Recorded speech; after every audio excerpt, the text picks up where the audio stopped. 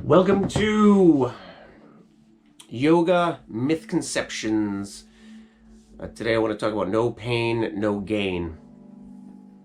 You hear that all the time in the fitness industry. Generally speaking, when we are building muscle, and this happens for bone too, but it's a little bit less obvious usually.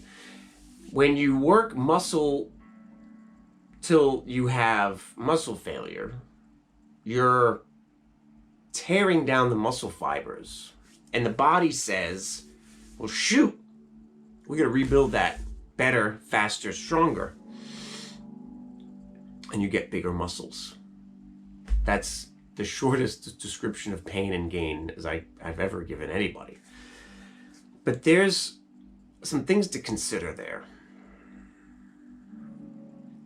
If you are an athlete, if you are a professional bodybuilder, if you are competing at a high level in sports or athletics of some kind, there's a lot to be said about a proper diet and vigorous training regimen, where you are targeting certain muscle groups with certain movements, you are working them to a certain degree, and then you are moving on to a different part of the body. And the diet in this situation is critical. Like, we're talking no white food, for example, for a slow carb diet, for example.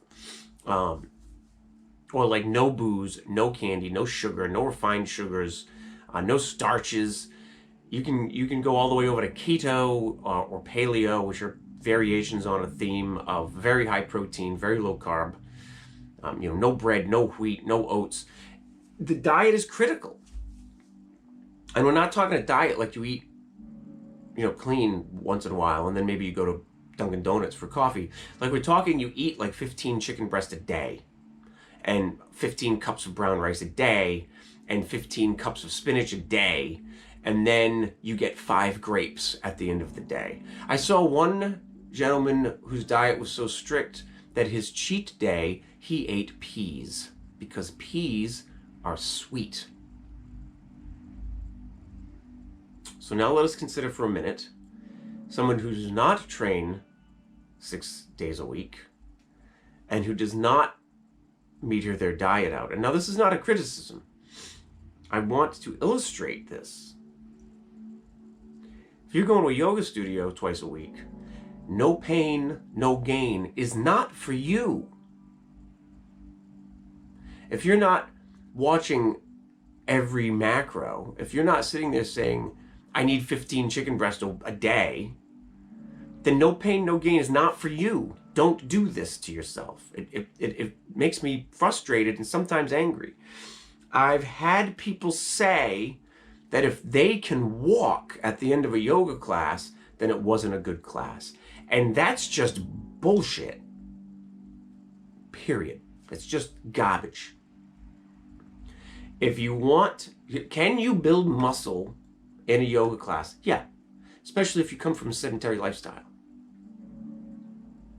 But if you are trying to compete as an athlete, yoga, even power yoga, is going to be part of a recovery regimen, more so than the primary method for building muscle.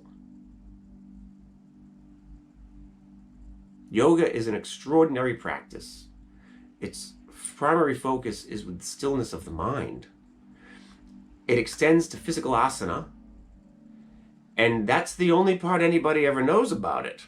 And sometimes that's the only thing people do as far as fitness goes. They don't worry about their diets at all. They eat whatever they want.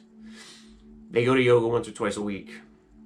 But here's the other problem. Say you go to yoga, or you say you go and work out until you hurt so bad that you can't walk. Then you skip 2 or 3 days because you can't walk.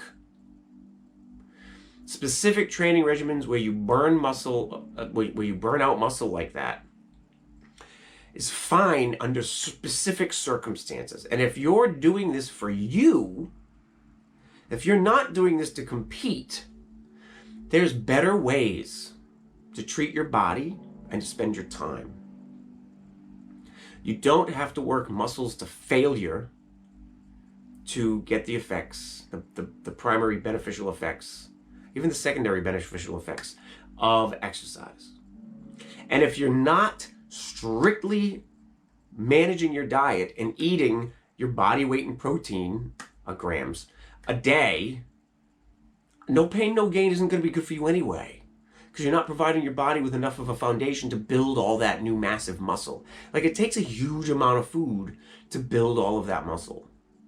What it can do is it can lead you to injuries.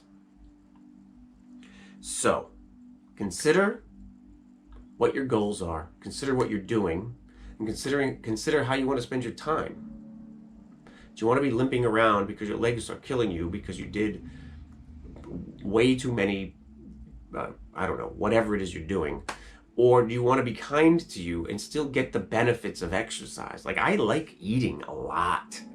I do not. I have made half-hearted attempts to get into some of these trimming sort of situations because I've wanted to change my body percentages and my physique for a variety of reasons. I like food.